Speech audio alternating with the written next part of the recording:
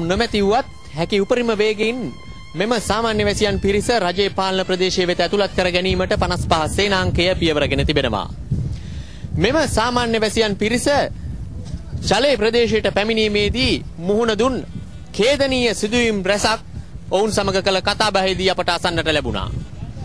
මේ ජනගංගාවෙන් බහුතර ප්‍රතිශතයක් සිය ජීවිත කාලයේ කෙදිනකවත් යුද හමුදාව යනු කුමන ආකාරයේ සංවිධානයක් දැයි දැක නැහැ. කෙසේ වෙතත් කුරිරු ත්‍රස්තවාදීන් යුද හමුදාව පිළිබඳ මෙම ජනතාවට මවාපා තිබූ චිත්‍රය දැන් සම්පූර්ණයෙන්ම වෙනස් වෙලා.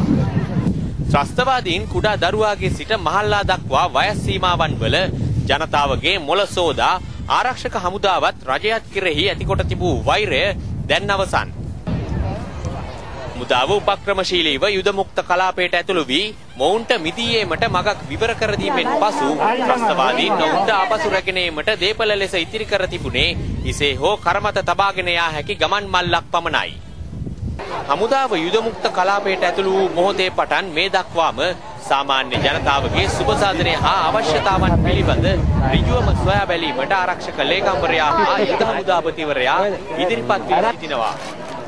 මෙම ජනතාව කඩිනමින් මුදා ගැනීම සඳහා ජනාධිපතිතුමා දැක් වූ උනන්දුව හා කැපවීම වඩාත් ප්‍රකට වූයේ කොටි ත්‍රස්තවාදීන් සාමාන්‍ය වැසියන්ව සිරකොටගෙන ලබා දුන් වදබන්ධන හා ඔවුන් කොටිග්‍රහණයෙන් මිදී පැමිණීම ගුවන් දර්ශන ලෙස නැරඹීමට එක් වූ අවස්ථාවේදී ජනාධිපති මහින්ද රාජපක්ෂ මැතිතුමා ප්‍රමුඛ රජය හා හමුදාව කෙරෙහි උතුරේ ජනතාව තැබූ විශ්වාසයයි ගත වූ තෙදින තුල දක්නට ලැබුණේ.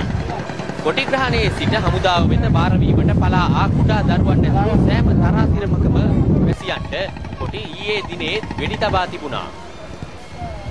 සියලු සාහසික ක්‍රියාකාරකම් ආවරණය කර ගැනීම සඳහා පලියක් ලෙස ඉදිරියට යොමු කොට සිටි මේ වැසියන්ට දිවි ගලවා ගැනීමට තිබූ අවසන් අවස්ථාවත් අහිමි කිරීම ත්‍රස්තවාදීන්ගේ අරමුණ වුණා. බරපතල තුවාල ලැබූ දරුවන් ඇතුළු සියලු වැසියන්ට නොපමාව ප්‍රතිකාර කිරීම හා ඇතැම් අවස්ථාවලදී ශල්‍ය කර්ම පවා සිදු කළේ ඔවුන් මිදී පලා ආ භූමියේදීමයි. බරපතල තුවාල ලැබුවන් කඩිනමින් ගුවන් මගින් රැගෙන ගොස් රෝහල්ගත කිරීමටත්